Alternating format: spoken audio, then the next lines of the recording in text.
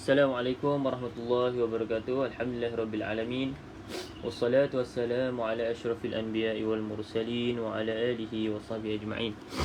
Allahumma iftah alaina hikmataka wa anshur alaina min khazaini rahmatika ya arhamar rahimin. Rabbi shrah li sadri wa yassir li amri wahlul 'uqdatam min lisani yafqahu qawli. Subhanaka la ilma lana illa ma 'allamtana innaka antal alimul hakim. Rabbi zidna ilma walhamdulillahi rabbil alamin. Amin ya rabbal alamin. Okay, baik, insyaAllah tuan-tuan dan puan-puan yang sudah berada dalam sesi pada pagi ini, insyaAllah, jadi sama-sama kita akan sambung bacaan Al-Quran pada muka surat yang berikutnya, iaitu muka surat yang ke-81 hari ini. Semalam kita dah selesai muka surat yang ke-80. Jadi hari ini kita sambung muka surat yang ke-81 dan insyaAllah hari ini kita habis juzuk yang keempat. Okay, juzuk yang keempat. Dan insya-Allah kita akan sambung pada hari Isnin untuk live berikutnya muka surat yang ke-82, iaitu awal juzuk yang kelima. Alhamdulillah. Jadi insya-Allah tuan-tuan dan puan, macam biasa boleh bantu untuk sharekan sesi live pada pagi ini supaya lebih ramai dapat manfaat insya-Allah, dan juga boleh bersedia kalau nak buka mushaf masing-masing untuk buat nota ataupun ambil kertas, pen dan sebagainya, boleh untuk buat nota sendiri. Kemudian yang nak tengok terus daripada telefon, tak nak tengok mushaf sendiri pun tak ada masalah. Yang penting tuan-tuan dan puan-puan dapat belajar juga sama-sama insya-Allah. Jadi yang baru first time join sesi pada pagi ini, jadi sesi live ni kita buat setiap hari Isnin sehingga hari Jumaat insya-Allah. Kalau tak ada apa-apa halangan, pada jam 9 hingga 10 pagi. Dan apa yang kita akan bincangkan, apa yang kita akan buat dalam sesi selama lebih kurang 1 jam, sama-sama kita akan baca. Saya bacakan, kemudian tuan-tuan perempuan akan ikutlah sama-sama, dan akan ada huraian sedikit berkaitan dengan hukum tajwid. Jadi hukum tajwid ni sangat-sangat senang. Okay? Kita selalu ulang-ulang formula-formula dan juga nama-nama hukum tajwid. Jadi bila tuan-tuan perempuan selalu dengar, selalu ulang, selalu sebut dan selalu ikut, insya-Allah tuan-tuan dapat kuasai berkaitan dengan tajwid. Okay? Sebab tajwid ni sebenarnya simple saja, tak rumit dan tak susah pun. Okay? Kemudian kita akan tengok yang lebih penting, iaitu terjemahan ayat. Terjemahan ayat tujuannya adalah untuk kita faham apa yang kita baca. Kalau mungkin sebelum ni kita pernah baca kan, setiap kali Ramadan kita khatam 30 juzuk tak miss sejak daripada kecil ataupun sejak daripada kita muda. Tapi untuk terjemahan memang kita tak pernah baca dan sebagainya. Jadi insya-Allah dalam live pada pagi ini tuan-tuan dan puan-puan boleh mula baca. Bila tuan-tuan dan puan-puan mula baca pada sesi live pada hari ini dan seterusnya akan datang, tuan-tuan dan puan-puan pun bila baca Quran tu tengoklah makna kan, tengok terjemahan. Kalau tak faham boleh buka tafsir ataupun tengoklah dalam YT kan, dah banyak dah penerangan berkaitan ayat-ayat Al-Quran, tadabbur, tafsir dan sebagainya, boleh ikuti. Cuma dalam sesi live ni sebagai pembuka jalan untuk tuan-tuan dan puan-puan minat untuk mengetahui lanjut ataupun mendalami ilmu-ilmu Al-Quran insya-Allah. Sebab apa? Sebab Al-Quran ni syifa. Tapi macam mana dia nak jadi syifa? Dengan cara kita baca, faham. Bila faham barulah dia boleh jadi syifa. Kalau sekadar baca, macam mana dia nak jadi syifa ataupun penyembuh kepada kita, hati kita ataupun jasad kita sendiri. Okey, jadi kena faham juga. Jadi insya-Allah kita mulakan sesi pada pagi ini dengan bacaan Ummul Kitab Al-Fatihah. A'udzu billahi minasy syaithanir rajim. Bismillahirrahmanirrahim. Alhamdulillahi rabbil alamin. Ar-Rahmanir-Rahim. Maliki yaumiddin. Iyyaka na'budu wa iyyaka nasta'in. Ihdinas siratal mustaqim. Siratal ladzina an'amta 'alaihim ghairil maghdubi 'alaihim waladdallin. Amin ya rabbal alamin. Okey, baik tuan-tuan dan puan-puan yang baru masuk, okey, sahabat-sahabat yang baru masuk tu boleh buka muka surat Al-81. Insya-Allah kita akan mulakan muka surat Al-81. Jadi boleh kalau boleh stay lah dalam sesi live pada pagi ini, lebih kurang 1 jam saja kita luangkan masa untuk baca Al-Quran insya-Allah. Allah akan berikan keberkatan masa yang panjang. Masa yang panjang tu bermaksud masa yang kita lalui dalam hari ini diberkati. Mungkin sebelum ni kita boleh buat 5 perkara dalam satu hari. Tapi dengan sebab berkat kita mulakan hari dengan baca Al-Quran, jadi tuan-tuan dan puan, Allah memudahkan dapat buat 10 kerja dalam satu hari. Okay? Jadi kena percayalah benda tu. Jadi ada kata-kata hikmah, jangan cari masa lapang untuk baca Quran, tapi lapangkan masa untuk membaca Al-Quran. Okay, insyaAllah. Jadi live pagi-pagi ni pun salah satu usaha kita lah, insyaAllah. Okay, kita mulakan pada ayat yang ke-20, muka surat yang ke-81, akhir juzuk yang ke-4, surah An-Nisa. A'udzu billahi minasy syaithanir rajim. Wa in أردتم استبدال زوج مكان زوج وآتيتم إحداهن قنطارا فلا تأخذوا منه شيئا أتأخذونه بهتانا وإثما مبينا. Okay, wa in aradtum, kita tengok berkaitan dengan hukum tajwid secara ringkas. Wa in aradtum, nun yang ada tanda mati. Okay, nun ada tanda mati iaitu bacaan izhar. Okay, kita semalam dah tulis dah dia punya formula kan. Jadi hukum untuk nun yang ada tanda mati, dia seperti mana formula dia lah. Formula dia sama macam tanwin baris atas selari, kemudian tanwin baris bawah selari, kemudian tanwin baris depan 69. Ataupun dia nampak macam 69 lah dalam mushaf tu. Okay, jadi semua ini menggunakan formula ataupun kaedah yang sama. Bila mana tuan-tuan dan puan-puan nampak nun mati, okay, ada tanda mati ataupun tanwin atas selari, bawah selari, tanwin depan 69, maka tuan-tuan dan puan-puan kena baca dengan bacaan izhar. Okay, izhar. Izhar tu bermaksud jelas. Bila kita sebut jelas, bermaksud tidak boleh dengung. Okay, tidak boleh dengung. Wa in aradtum. Okay, kemudian tuan-tuan dan puan-puan nampak di sini huruf dal dan juga huruf ta. Okay, huruf dal dan juga huruf ta.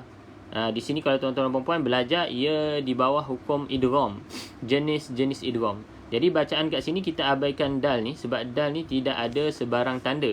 Maksudnya dia tidak ada tanda mati, tidak ada tanda baris, tidak ada tanda sabdu. Maka abaikan sahaja, terus ke dalam huruf yang bersabdu, iaitu di sini huruf ta. Jadi bacaan tuan-tuan dan puan-puan, wa in aradtum, iaitu dengan huruf ta. Kita nak eja RAT. Wa in aradtum, ataupun o lah. Wa in aradtum. Kita tak baca dengan aradatum. Kan kalau sebelum ni kita belajar, kalau ada sukun da, kita kena qalqalah, lantun kan, sebab huruf da tu salah satu daripada huruf qalqalah. Tetapi di sini da ini bukan ada tanda, tidak ada tanda sukun ataupun tanda mati. Dia kosong. Bila kosong, abaikan saja dia dalam bacaan. Terus saja wa in aradtum. Kalau tuan-tuan puan-puan belajar dekat sini ada hukumnya idgham mutajanisain. Okey, idgham mutajanisain. Satu lagi kita ada idgham mutamasilain. Itu pertemuan dua huruf yang sama. Contohnya mim dengan mim kan, ataupun ba dengan ba, waw dengan waw. Di sini idgham mutajanisain. Satu lagi, idgham mutajanisain ni bermaksud huruf yang keluar pada makhraj yang sama. Da dan ta, huruf yang keluar pada makhraj yang sama. Di mana tempat keluar huruf da dan ta, iaitu hujung lidah kena pada gusi depan tu, ataupun lelangit lah bahagian depan atas tu. Okey. Jadi tempat keluar yang sama tetapi memiliki sifat yang berlainan. Dia seperti mana kita lah kan, kita sebagai manusia ada adik-beradik. Adik-beradik, kita dengan adik-beradik keluar daripada tempat yang sama, iaitu rahim ibu kita lah. Kemudian kita mempunyai sifat yang berbeza dengan adik-beradik yang lain. Begitu juga dengan idgham mutajanisain di sini. Huruf da contohnya, da ada sifat khusus iaitu qalqalah. Walau bagaimanapun huruf ta tidak mempunyai sifat qalqalah. Di situ ada perbezaan. Maka di sini kalau kita belajar tajwid, idgham mutajanisain. Okey, idgham mutajanisain. Wa in aradtum. Cuma yang pentingnya cara bacalah. Tuan-tuan dan puan-puan, itu nama itu sekadar teori. Okey, teori ataupun ilmu untuk Kalau kita nak mengajar memang kena ingatlah benda tu kan. Tapi kalau untuk baca, kita hanya perlu tahu cara nak baca. Jadi terus masuk dalam huruf ta. Wa in aradtum, wa in aradtum. Okey, kemudian kita nampak ada hamzah wasal. Di sini hamzah wasal kita abaikan dia sebab apa? Sebab kita sambung. Okey. Zawjim makana zawj. Okey, tanwin yang tidak selari. Kalau tadi kita dah lukis untuk formula tanwin selari. Okey, kalau untuk tanwin yang tidak selari, formula dia adalah nun yang kosong. Kalau tadi nun ada tanda mati, kali ini nun kosong sama dengan tanwin yang tidak selari, tanwin baris atas. Ini tidak selari. Tanwin baris bawah tidak selari. Dan juga tanwin baris depan 99. Kalau yang tadi 69, yang ini 99. Maka ini sahaja tuan-tuan dan puan-puan. Kalau yang baru belajar tu, just ingat formula ini sahaja. InsyaAllah tuan-tuan dan puan-puan dapat baca dengan baik. Walaupun dalam hukum tajwid dia banyaklah nama-nama dia kan. Idgham ma'al gunnah, idgham bila gunnah, izhar halqi, ikhfa syafawi dan sebagainya, banyak. Jadi tuan-tuan dan puan-puan, kita ringkaskan melalui formula ini saja. Jadi bila mana tuan-tuan dan puan-puan nampak tanwin yang tidak selari bawah, kan? Macam ni. Selepasnya bukan huruf lam ataupun ra. Kedua-dua ni bukan lam ataupun ra selepasnya. Maka senang saja tuan-tuan dan puan-puan, bacaan perlu didengungkan. Bila kita sebut macam tu, kalau selepasnya huruf lam ataupun huruf ra, maka tak boleh dengung lah. Itu je. Dia akan kontra lah. Kalau yang ni boleh dengung, kalau selepasnya lam ataupun ra, kita tak boleh baca dengan dengung. Maka dekat sini dengung yang pertama di sini idgham ma'al gunnah lah. Kalau belajar tajwid, tanwin bertemu dengan huruf mim, idgham ma'al gunnah, ataupun mim yang bersabdu wajibul gunnah kita panggil. Maka kedua-duanya kita wajib dengung 2 harakat. Zawjim maka, cuma pastikan bila mana tuan-tuan dan puan-puan sebut huruf mim yang bersabdu ataupun mim mati, pastikan bibir tuan-tuan dan puan-puan atas dan bawah rapat. Jangan ada sedikit pun ruang. Barulah sempurna sebutan huruf mim tersebut. Okey, ni pun sama, idgham ma'al gunnah. Zawji wa okey, masuk dalam huruf waw. Sebab apa masuk? Nama pun idgham. Bila mana nama idgham, maksudnya kena masuk. Idgham tu maksudnya memasukkan. Okey, nun yang bersabdu sama seperti mana mim yang bersabdu, kita perlu baca dengan dengung 2 harakat. Okey, qintara, nun yang kosong. Kita dah tulis formula, kita balik pada formula yang sama. Okey, tanwin yang tidak selari, kita balik pada formula yang sama. Selepasnya bukan huruf lam dan ra, maka baca dengan dengung. Dengung 2 harakat lah. Kalau kita sebut dengung ni maksudnya 2 harakat. Okey. Kemudian, kalau tadi nun kosong, ini nun yang ada tanda mati, maka balik pada formula. Nun ada tanda mati bermaksud bacaan izhar. Bila sebut izhar, tak boleh dengung. Maka dekat sini tak boleh baca dengan dengung. Minhu syai'a sahaja. Okay, kita ada syai'a ini mad iwad. Perlu berhenti waqaf di sini dengan kadar 2 harakat. Syai'a. Okay, ini tak ada masalah biasanya. Semua orang dah faham dah. Bila ada alif kena baca panjang kan. Jadi insya-Allah di sini tidak ada masalah. Okey, atakhudhunahu, tuan-tuan dan puan nampak tak di sini ada waw kecil ni. Waw kecil ni fungsi dia sama seperti mana waw yang besar. Cuma kenapa dia kecil kat sini? Ulama dah buat sebagai tanda untuk apa? Tanda untuk mad silah. Di sini ada hukum mad silah qasirah, iaitu ha bertemu dengan huruf selain daripada hamzah. Okey. Jadi tuan-tuan dan puan kalau belajar tajwid kan, ustaz-ustaz atau ustazah kita dah ajar lah, kalau nampak waw kecil, ya kecil ataupun ada ombak atas dia kan, ada ombak, maka dekat situ ada hukum maksilah. Cuma dekat sini maksilah qasirah sebab tidak ada ombak. Ombak tu yang macam tanda mat untuk kita baca panjang tu. Itu nanti kita akan jumpa lah insya-Allah. Okey, buhtana wa ithman mubina. Nun yang tidak selari. Okey, baris tanwin yang tidak selari, baris tanwin tidak selari. Kedua-duanya tidak selari, maka balik pada formula kita. Balik pada formula kita. Selepasnya bukan lam ataupun ra, maka baca dengung 2 harakat. Itu saja. Ingat yang tu tuan-tuan dan puan-puan, pegang yang tu insya-Allah dapat baca dengan baik walaupun tuan-tuan dan puan-puan zero sebelum ni kan, tak pernah belajar tajwid dan sebagainya. Jadi kat sini kena baca dengung buhtana, masuk dalam huruf waw sebab di sini idgham ma'al gunnah. idgham bermaksud masuk. Okey, sama dengan ni. Ithman mubina. Okey. Okey. Baik, kita tengok pada terjemahan. Kita dah belajar tajwid sikit sebanyak, kemudian kita tengok pada terjemahan ayat, supaya kita fahamlah apa yang kita baca tu. Sebab dia bahasa Arab, kalau bahasa Melayu tak perlu kita terjemah lah. Dan jika kamu ingin menggantikan isterimu dengan isteri yang lain, yakni bila mana seorang suami itu ceraikan, kemudian dia nak berkahwin lain, sedangkan kamu telah memberikan kepadanya seorang di antara mereka harta yang banyak, iaitu mahar lah. Kan, waktu kita nak berkahwin dengan isteri kita dulu, kita wajib memberi mahar kepada mereka. Maka janganlah kamu mengambil kembali sedikit pun daripadanya.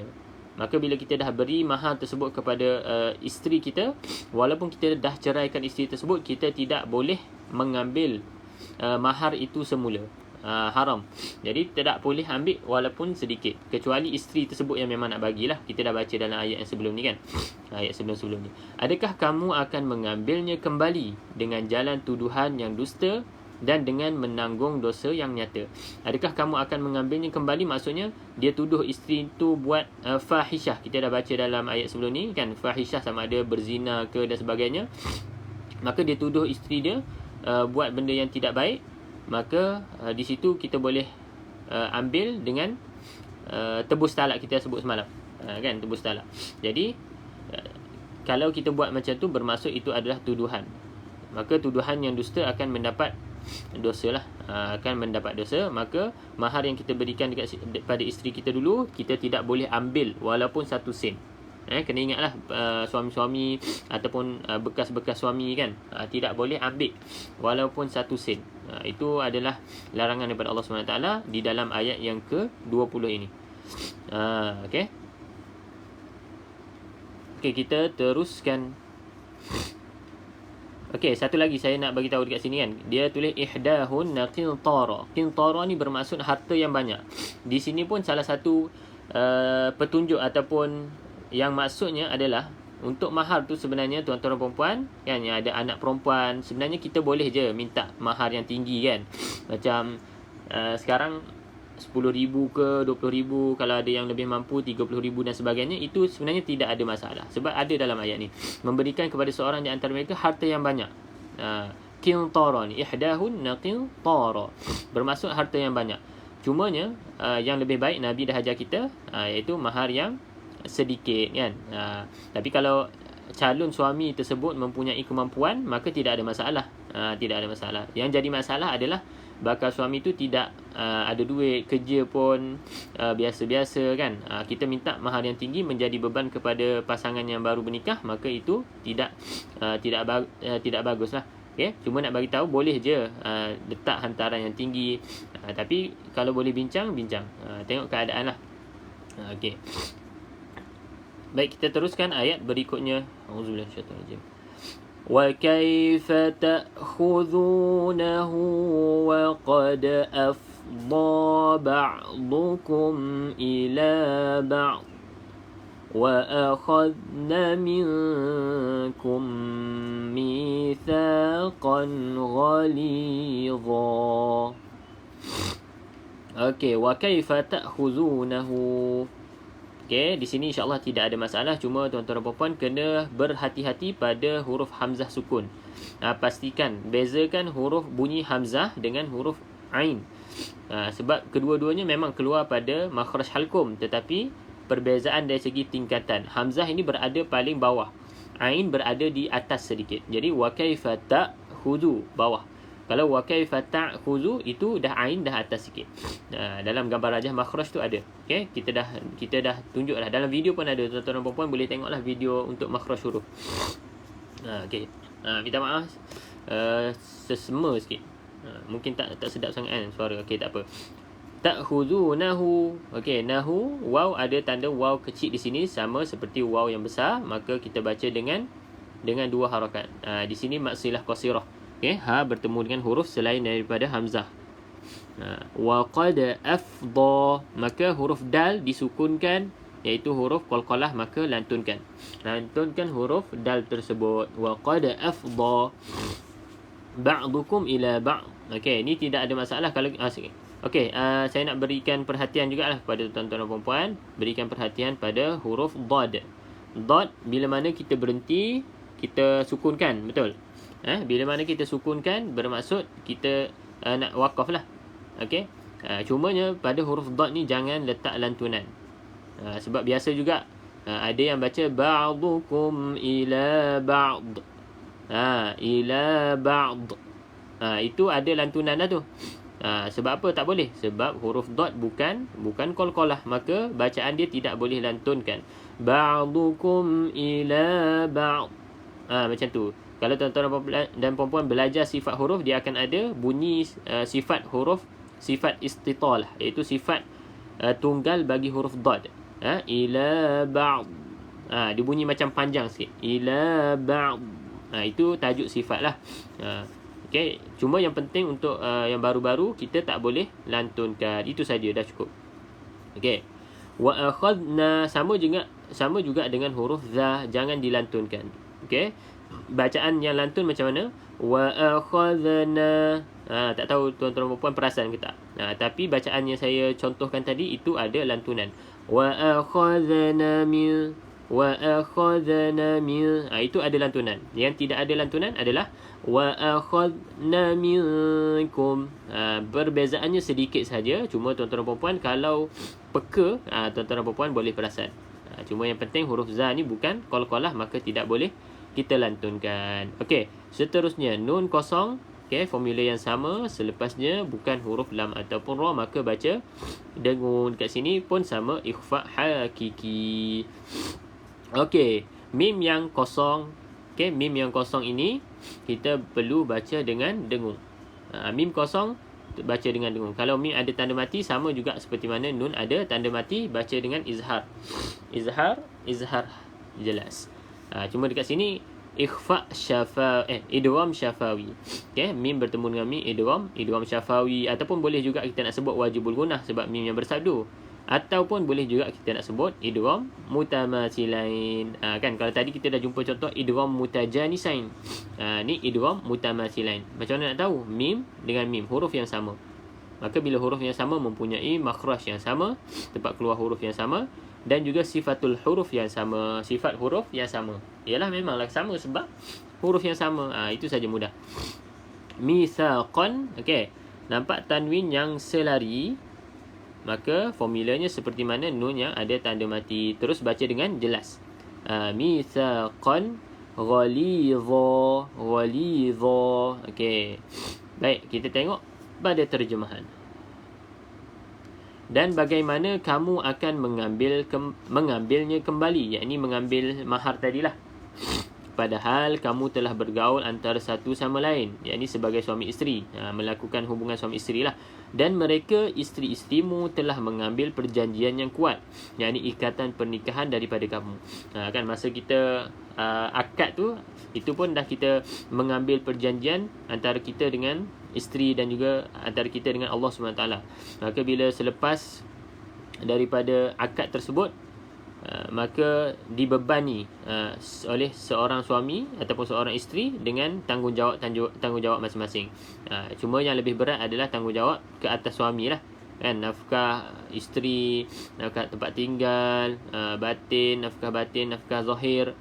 Okey, nafkah batin tu termasuk dengan mengajar isteri tentang agama, untuk mengenal Tuhan, untuk bertakwa.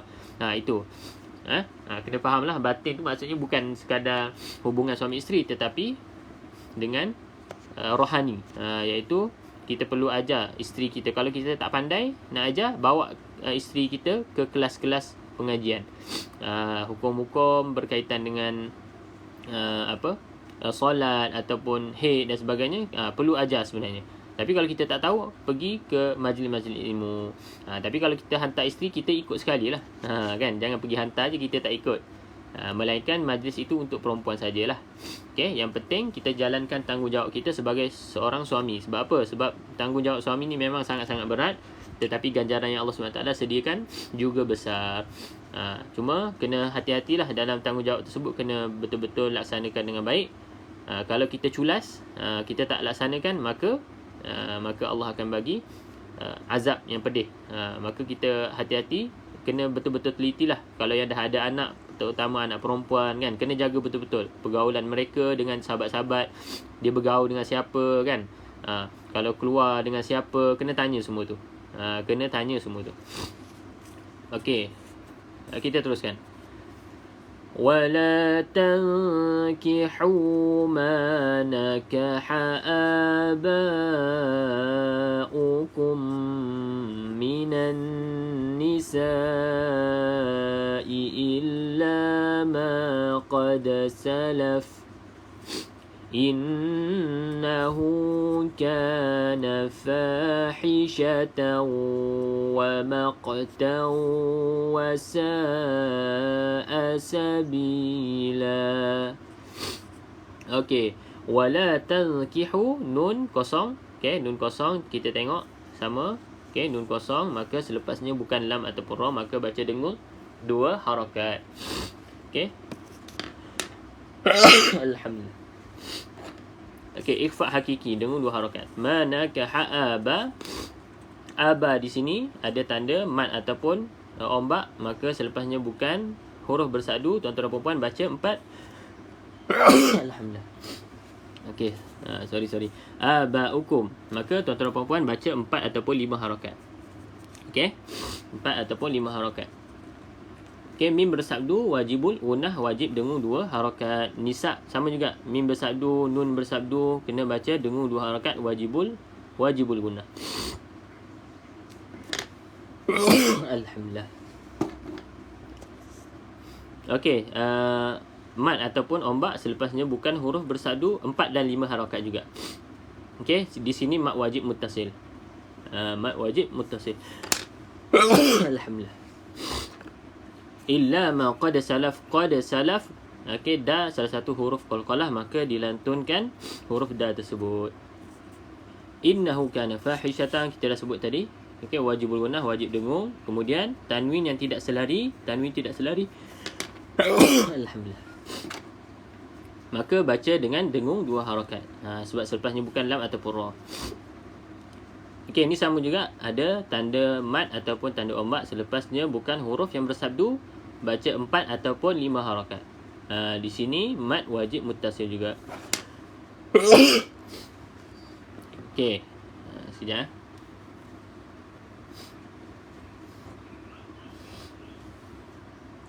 Okey, seterusnya kita tengok pada terjemahan.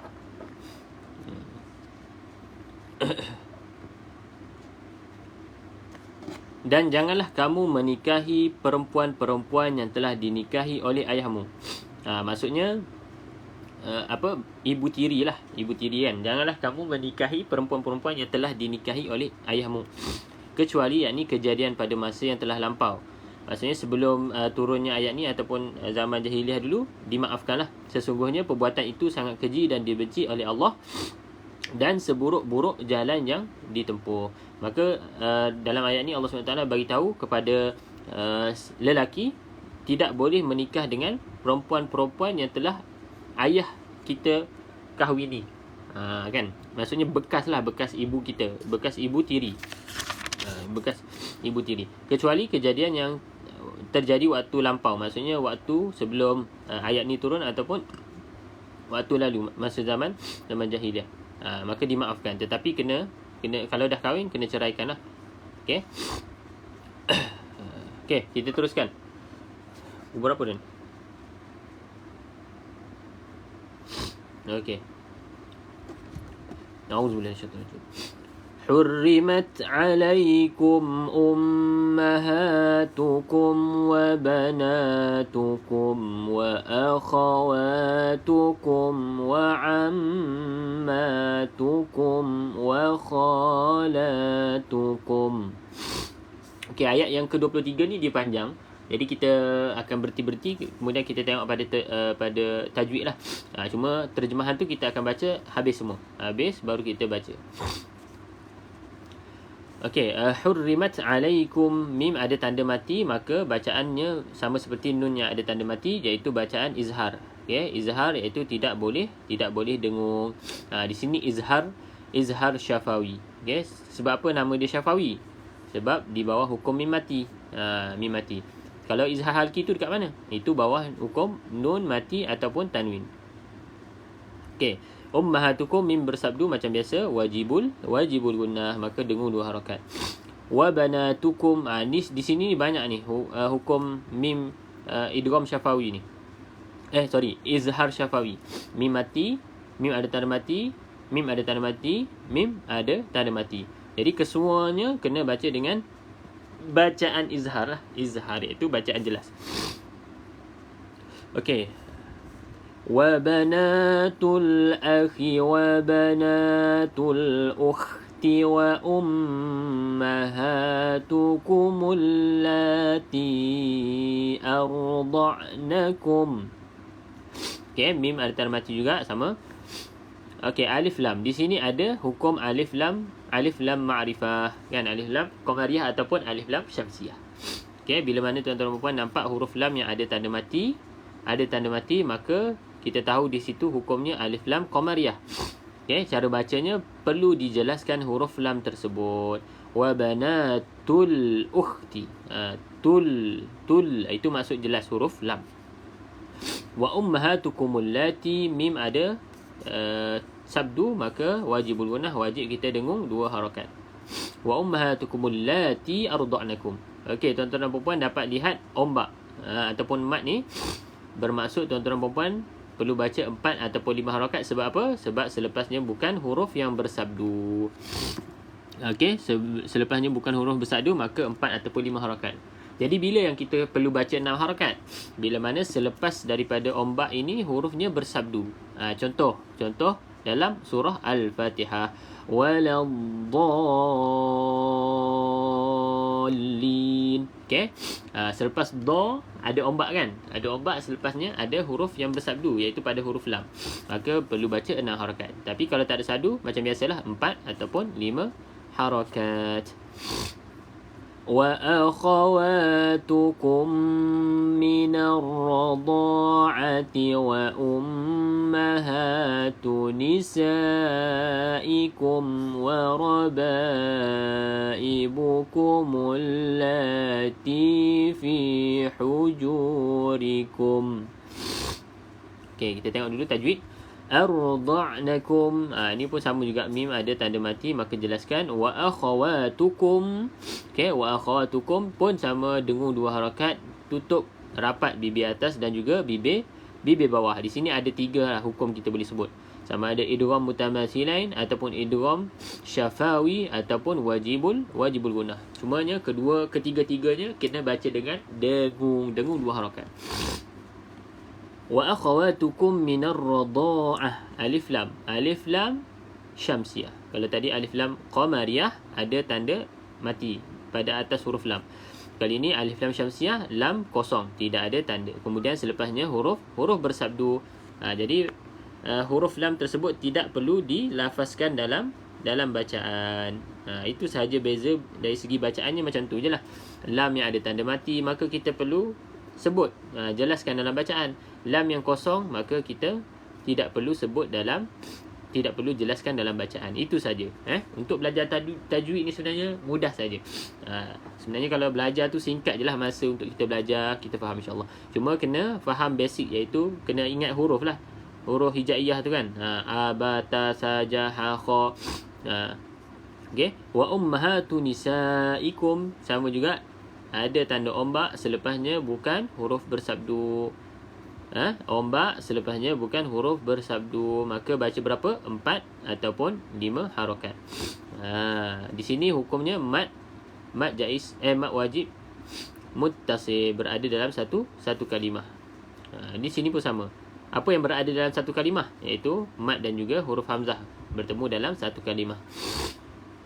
Okey, fi hujurikum, pastikan huruf ha disebut dengan angin, bunyi angin. Hu. Macam mana nak sebut angin? Senyumkan mulut. Walaupun kita kena muncungkan mulut, kan? Tapi sebelum kita muncungkan mulut, senyumkan dulu. Kita tarik dulu mulut tu, baru kita muncungkan. Barulah dia bunyi angin. Kalau kita terus muncungkan, kalau yang dah mahir tak apa. Tapi kalau yang tak mahir, kurang mahir, dia tidak akan bunyi angin pedas tu. Fi huju. Macam tu. Jadi praktis dia adalah senyum mulut baru muncungkan. Allati fi huju. Fi huju. Huju. Senyum dulu baru munculkan mulut. Itu praktis dia lah. Tips untuk tuan-tuan dan perempuan, pastikan huruf ha tersebut bunyi pedas. Okey. Allati fi hujurikum min nisaikum allati dakhaltum bihin. Okey, tuan-tuan dan perempuan, mim yang bersabdu banyak dekat sini. Nun bersabdu pun sama. Okey. Mana-mana nun ataupun mim bersabdu, tuan-tuan dan perempuan, kalau nak berhenti ke, nak sambung ke, perlu dengung 2 harakat. Perlu dengung 2 harakat dekat mana-mana saja, sebab di situ wajibul gunnah. Macam kita berhenti tadi kan, dakhaltum bihin, kena dengung juga. Sebab apa? Sebab ada yang terlepas pandang juga ni. Pada huruf nun ni perlu juga kita dengungkan walaupun kita berhenti. Kecuali lah huruf nun ni tidak ada tanda sabdu. Kan? Maka kita tidak perlu dengung. Tapi disebabkan huruf nun ni walaupun kita nak berhenti, kena juga baca dengan dengung. Dakhaltum bihin. Bihin. Macam tu. Kalau kita baca dakhaltum bihin, itu dah tak ada dengung. Jadi bacaan tersebut kurang tepat. Okey. Baik. Mim dan juga huruf ba, mim kosong, bermaksud kita kena dengung 2 harakat. Di sini ikhfa syafawi. Okey, ikhfa syafawi.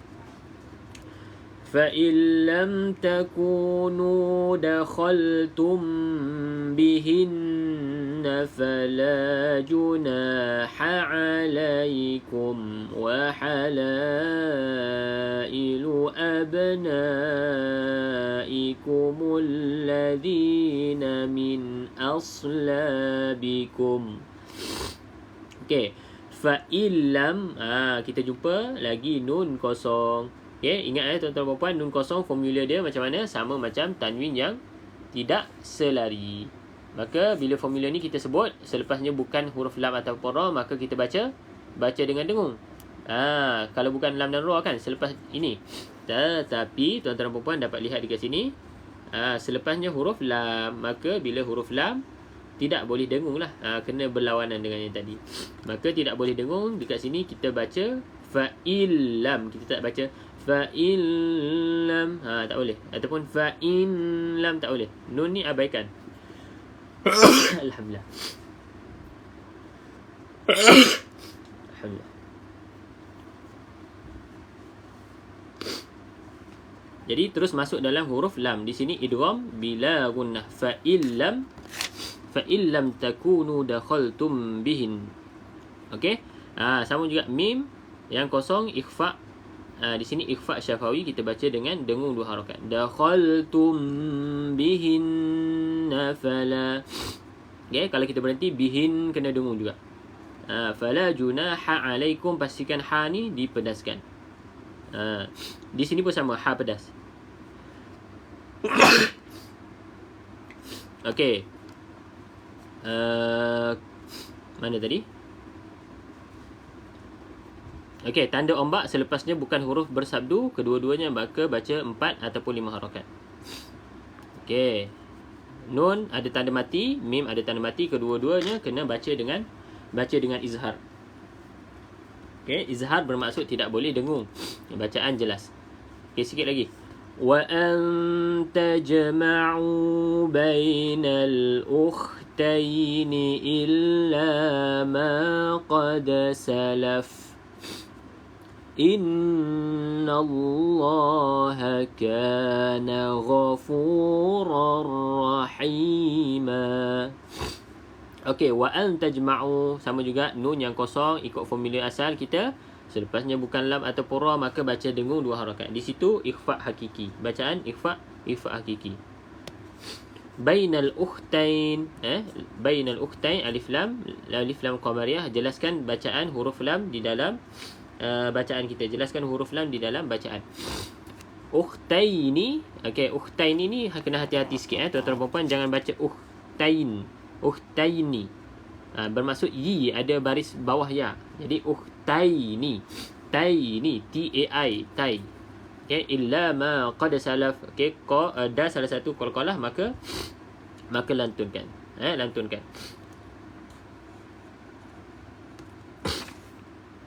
Okey, innallaha kana ghafurur rahima.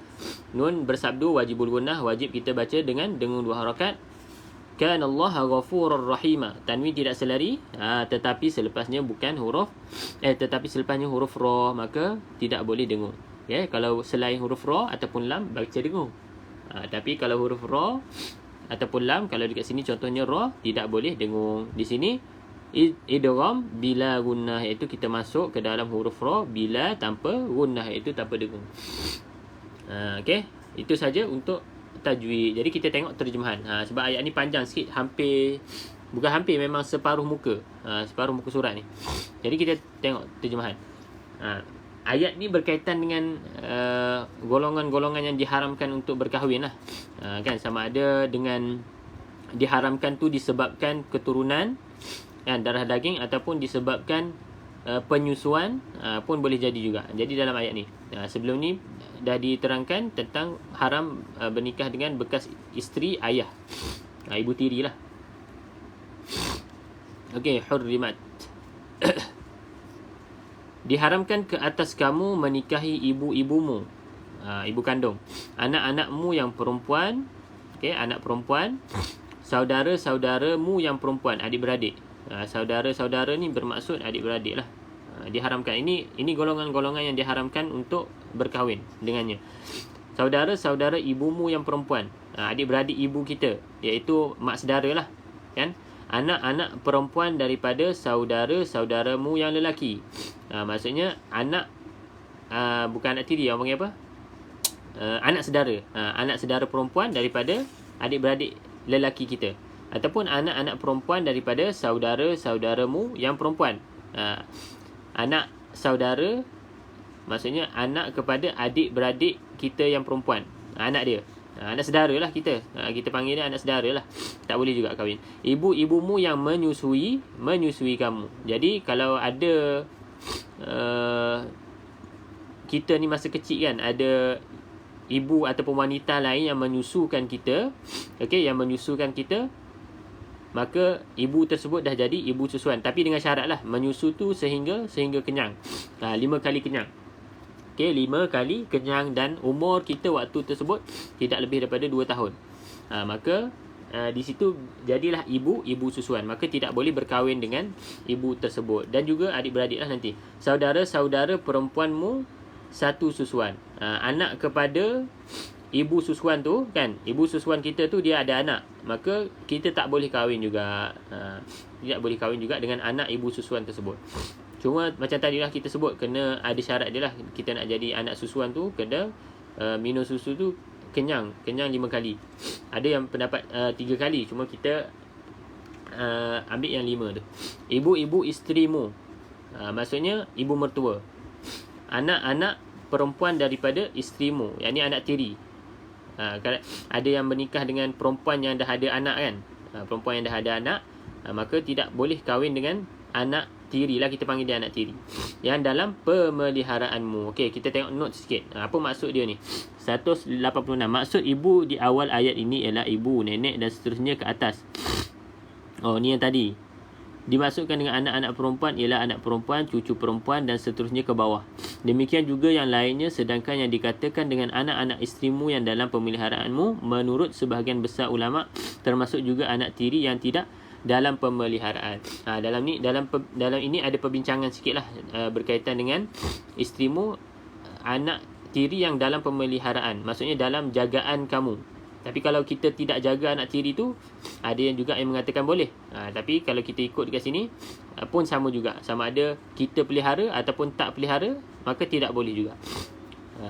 Daripada isteri yang telah kamu campuri. Tetapi jika kamu belum bercampur dengan isterimu itu dan sudah kamu ceraikan, maka tidak berdosa kamu menikahinya. Dan maksudnya isteri yang kita, isteri yang dah ada anak, tetapi kita dah kahwin dengan isteri tu kan, isteri yang dah ada anak, maksudnya janda lah kan, kita panggil janda. Janda tu dah ada anak, kita kahwin dengan janda, tetapi tidak belum sempat bercampur, maksudnya menggauli isteri yang baru kita kahwin yang dah ada anak tu, Lepas tu kita ceraikan. Contoh dia tengok dia kahwin dengan si ibu tu kan, isteri baru tu dah ada anak. Dia tengok anak dia macam cantik. So dia tak jadi, dia ceraikan isteri dia yang baru tu, iaitu ibu kepada anak tu. Dia ceraikan, belum sempat bersetubuh, maka tidak berdosa kamu menikahinya, iaitu menikahi anak kepada isteri yang dia baru ceraikan tu. Janda tu, isteri-isteri anak kandungmu. Kemudian diharamkan juga, ni lain lah, yang tadi dah selesai. Diharamkan bagimu isteri-isteri anak kandungmu, yang ni menantu. Isteri-isteri anak kandungmu, menantu kita lah, kan. Dan diharamkan mengumpulkan dalam pernikahan dua perempuan yang bersaudara. Maksudnya kita tidak boleh kumpulkan ataupun kahwin serentak antara adik-beradik. Contoh, kita kahwin dengan si kakak kan, si A. Kakak ni ada adik si B, maka kita tidak boleh kumpulkan dalam satu masa. Kena bercerai dulu. Salah satu. Dia tak boleh kumpul lah, tidak boleh sekali dalam satu masa. Adik dan juga kakak sekali tak boleh. Kecuali yang telah terjadi pada masa lampau. Kecuali yang telah berlalu tu, maka dimaafkan. Tapi kena susuli lah, kena ceraikan salah seorang daripada mereka. Contoh kita dah terkahwin kan dengan adik-beradik A dan juga B tu, adik-beradik. Kita dah terkahwin, contohnya kita jahil ke tak tahu dan sebagainya, kena cerai salah satunya, pilih salah satu, maka dimaafkan. Sebab apa? Sebab kita tak tahu. Tapi sekarang ni macam pelik lah kan kalau tak tahu. Sebab dah banyak sangat sumber. Qadi pun dah ada, dia akan nasihat majlis agama dan sebagainya.